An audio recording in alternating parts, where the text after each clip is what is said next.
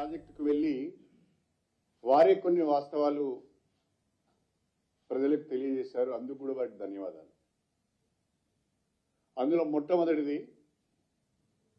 Kaleshwaram project పైన 1,00,000 కోట్ల రూపాయల అవినీతి జరిగింది అని సాక్షాత్తు రాహుల్ గాంధీ గారే అనేక బహిరంగ సభలలో చెప్పడం జరిగింది. ప్రస్తుత ముఖ్యమంత్రి గారు కూడా 1,00,000 కోట్ల అవినీతి జరిగిందని చెప్పడం జరిగింది. కాంగ్రెస్ పార్టీ నాయకులు కూడా అనేక మంది 1,00,000 కోట్ల అవినీతి కాళేశ్వరంలో జరిగింది అని చెప్పారు.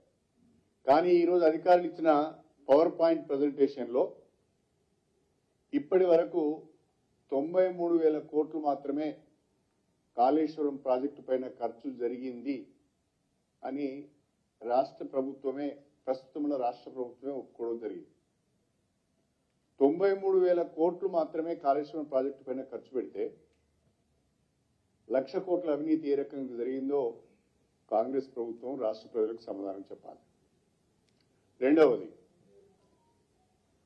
1,00,000 కోట్ల రూపాయలు ఖర్చు పెట్టారు కాళేశ్వరం ప్రాజెక్టు పైన, 1 ఎకరాన్ని కూడా సాగునీరు ఇవ్వలేకపోయారని చెప్పారు. కానీ ఈ రోజు అధికారులు ఇచ్చిన పవర్ పాయింట్ ప్రజెంటేషన్ లో కాళేశ్వరం ప్రాజెక్టు ద్వారా నేరుగా 98,000 కొత్త ఆయకట్టుకు నీరిచ్చామని చెప్పి వాళ్ళే ఒప్పుకున్నారు.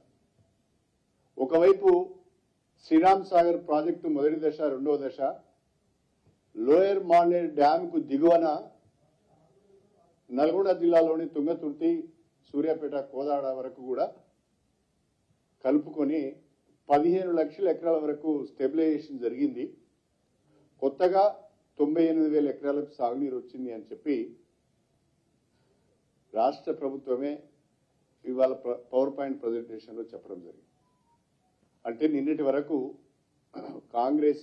కాంగ్రెస్ పార్టీ వాళ్ళు గత బీఆర్ఎస్ ప్రభుత్వం పైన చేసిన ఆరోపణలన్నీ కూడా కాళేశ్వరం విషయంలో అవాస్తవమని తేలింది.